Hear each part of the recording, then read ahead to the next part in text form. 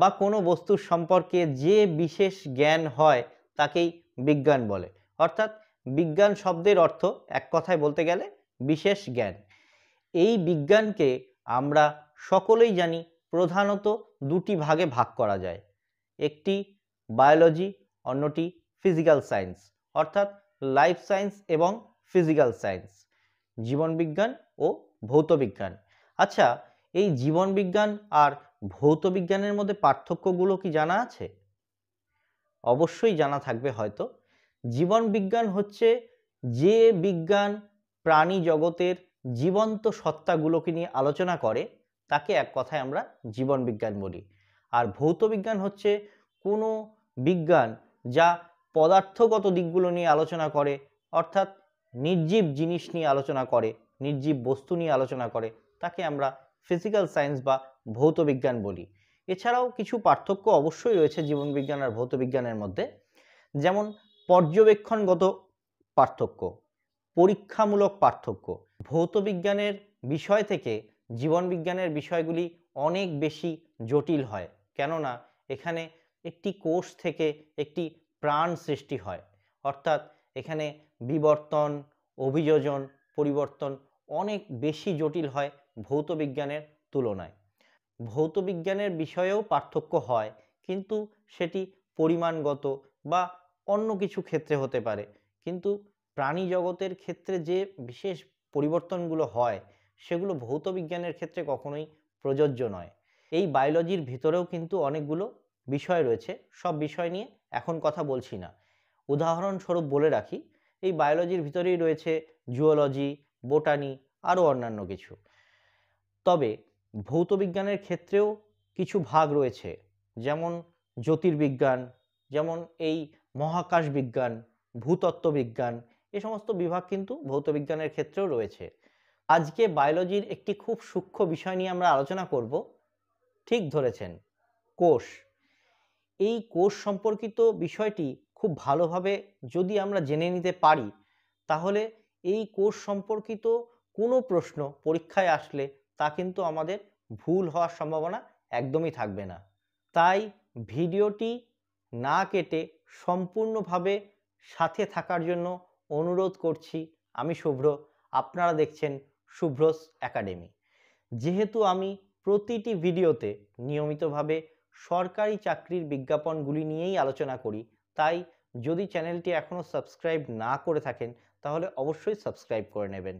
তাছাড়াও শুভ্রস একাডেমিতে এখন চাকরির বিজ্ঞপ্তির পাশাপাশি সেই চাকরি পাবার প্রস্তুতি সম্পর্কেও আলোচনা করা হচ্ছে, তাই কোনো ভিডিও মিস করবেন না। প্রত্যেকটি ভিডিও খুব ইম্পর্টেন্ট, খুব ইন্টারেস্টিং হতে যাচ্ছে।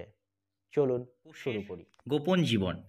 জীবনবিজ্ঞানের ভিত্তি আমাদের চারপাশের জীবন্ত জগৎ, তা সে ক্ষুদ্র ব্যাকটেরিয়াই হোক বা বিশাল আকারের নীলতিমি, সকলেরই মূল ভিত্তি হল অতি ক্ষুদ্র কিছু গঠন, যাদের আমরা কোষ নামে জানি। খালি চোখে এদের দেখা যায় না, কিন্তু এই মাইক্রোস্কোপিক ইউনিটগুলোই জীবনের সকল কার্যাবলী সম্পাদনের জন্য দায়ী থাকে। কোষ শুধু জড় পদার্থের একটি থলি নয়, বরং এটি একটি জটিল এবং গতিশীল জগৎ, যেখানে প্রতিনিয়ত অজস্র রাসায়নিক বিক্রিয়া ঘটে চলেছে। কোষের এই জটিল আভ্যন্তরীণ কার্যকলাপই একে সিক্রেট লাইফ বা গোপন জীবন আখ্যা দিতে সাহায্য করে। কোষকে জীবনের একক বলার কারণ হলো এটি জীবনের মৌলিক বৈশিষ্ট্যগুলিকে ধারণ করে। অর্থাৎ কোষ ঠিক করে কোন প্রাণী কী ধরনের আচরণ করবে। প্রতিটি কোষ একটি সীমাবদ্ধ ঝিল্লি দ্বারা আবৃত থাকে, যা তার আভ্যন্তরীণ পরিবেশকে বাইরের জগৎ থেকে পৃথক করে। এই ঝিল্লির অভ্যন্তরে থাকে সাইটোপ্লাজম, যেখানে বিভিন্ন অঙ্গাণুগুলি ভাসমান অবস্থায় থাকে। প্রতিটি অঙ্গাণুর নিজস্ব নির্দিষ্ট কাজ রয়েছে, এবং এই অঙ্গাণুগুলির সম্মিলিত কার্যকলাপই একটি কোষকে জীবিত রাখে এবং তার কার্যকারিতা বজায় রাখতে সাহায্য করে। কোষের সবচেয়ে গুরুত্বপূর্ণ অঙ্গাণুটি হল নিউক্লিয়াস। এটি কোষের মস্তিষ্ক স্বরূপ, যার মধ্যে জীবের বংশগত উপাদান ডিএনএ, ডিঅক্সারাইবো নিউক্লিক অ্যাসিড সংরক্ষিত থাকে। ডিএনএতে জীবনের নীল নকশা লেখা থাকে এবং এটি প্রোটিন তৈরির নির্দেশনা বহন করে। এই প্রোটিনগুলোই কোষের গঠন, কার্যকারিতা এবং বিপাক ক্রিয়া নিয়ন্ত্রণ করে। নিউক্লিয়াসের অভ্যন্তরে ডিএনএ জটিলভাবে পেঁচিয়ে ক্রোমাটিন গঠন করে, যা কোষ বিভাজনের সময় আরও ঘনীভূত হয়ে ক্রোমোজোম তৈরি করে। কোষের আরেকটি গুরুত্বপূর্ণ অঙ্গাণু হল মাইটোকন্ড্রিয়া, যাকে কোষের পাওয়ার হাউসও বলা হয়। এখানে শ্বসন প্রক্রিয়ার মাধ্যমে খাদ্য অণু যেমন গ্লুকোজ ভেঙে এটিপি, অ্যাডেনোসিন ট্রাইফসফেট নামক শক্তি উৎপাদনকারী অণুতে রূপান্তরিত হয়। এই শক্তি কোষের বিভিন্ন কার্য সম্পাদনের জন্য ব্যবহৃত হয়। প্রতিটি সক্রিয় কোষেই প্রচুর সংখ্যক মাইটোকন্ড্রিয়া বিদ্যমান থাকে। উদ্ভিদ কোষে অতিরিক্ত কিছু অঙ্গাণু দেখা যায়, যাদের মধ্যে ক্লোরোপ্লাস্ট অন্যতম। ক্লোরোপ্লাস্টের মধ্যে ক্লোরোফিল নামক সবুজ রঞ্জক পদার্থ থাকে, যা সূর্যালোক ব্যবহার করে সালোক সংশ্লেষণ প্রক্রিয়ার মাধ্যমে খাদ্য অর্থাৎ গ্লুকোজ তৈরি করে। এই প্রক্রিয়াটি পৃথিবীর সকল জীবের জন্য খাদ্য ও অক্সিজেনের প্রাথমিক উৎস। কোষের অভ্যন্তরে প্রোটিন তৈরির কারখানা হলো রাইবোসোম। এরা নিউক্লিয়াস থেকে আসা mRNA মেসেঞ্জার রাইবোনিউক্লিক অ্যাসিড এর নির্দেশ অনুযায়ী অ্যামিনো অ্যাসিড যুক্ত করে পলিপেপটাইড শৃঙ্খল তৈরি করে, যা পরবর্তীতে প্রোটিনে ভাঁজ হয়। এন্ডোপ্লাজমিক রেটিকুলাম হলো ঝিল্লিযুক্ত নালিকার একটি বিস্তৃত নেটওয়ার্ক, যা প্রোটিন এবং লিপিড সংশ্লেষণে সাহায্য করে। মসৃণ এন্ডোপ্লাজমিক রেটিকুলাম লিপিড বিপাক এবং বিষাক্ত পদার্থ অপসারণে ভূমিকা রাখে, যেখানে অমসৃণ এন্ডোপ্লাজমিক রেটিকুলামে রাইবোসোম যুক্ত থাকে এবং প্রোটিন সংশ্লেষ ও পরিবহনে সাহায্য করে। গলগি অ্যাপারেটাস হলো আরও একটি গুরুত্বপূর্ণ অঙ্গাণু, যা প্রোটিন এবং লিপিডকে প্রক্রিয়াকরণ, সাজানো এবং কোষের বিভিন্ন অংশে পরিবহনের জন্য প্যাকেজ করে। এটি যেন কোষের পোস্ট অফিসের মতো কাজ করে থাকে। লাইসোজোম হলো ঝিল্লিযুক্ত থলি, যার মধ্যে বিভিন্ন প্রকারের উৎসেচক অর্থাৎ এনজাইম থাকে। এরা কোষের বজ্র পদার্থ এবং জীবাণু ধ্বংস করতে সাহায্য করে, তাই এদেরকে কোষের আত্মঘাতী থলিও বলা হয়। কোষের গোপন জীবন এর একটি গুরুত্বপূর্ণ দিক হলো কোষ বিভাজন। একটি কোষ থেকে দুটি নতুন কোষ তৈরি হওয়ার প্রক্রিয়াকে কোষ বিভাজন বলে। এটি জীবের বৃদ্ধি, ক্ষত নিরাময় এবং প্রজননের জন্য অপরিহার্য। কোষ বিভাজন মূলত দুই প্রকার, মাইটোসিস এবং মিওসিস।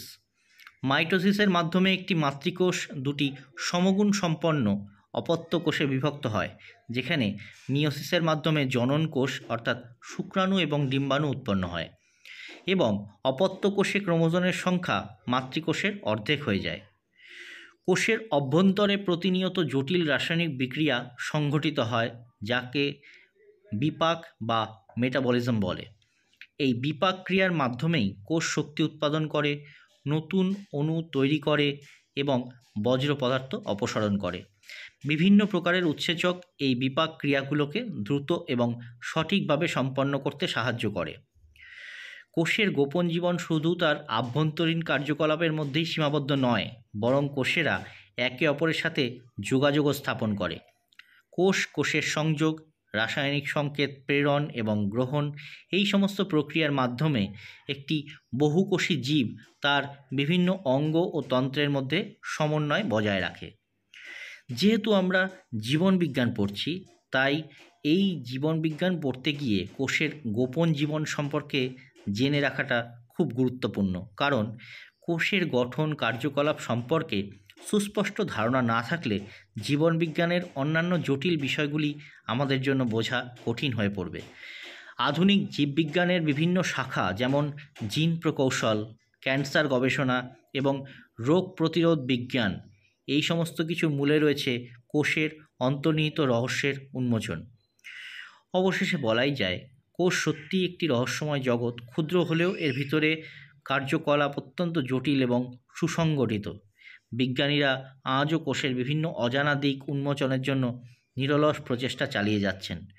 কোষের এই গোপন জীবন সম্পর্কে যত বেশি জানা যাবে, ততই আমরা জীবন এবং তার জটিল প্রক্রিয়াগুলোকে আরও ভালোভাবে বুঝতে পারবো। আজ আমরা কোষ এবং কোষের জীবন সম্বন্ধে জানলাম। যদি কিছু বুঝতে অসুবিধা হয়ে থাকে তাহলে অবশ্যই কমেন্ট করবেন কমেন্ট বক্সে। আজকের পাঠ্যক্রম কেমন লাগলো কমেন্ট করে জানাতে ভুলবেন না। আবার দেখা হচ্ছে নেক্সট ক্লাসে। ততক্ষণের জন্য সবাই ভালো থাকবেন, সুস্থ থাকবেন।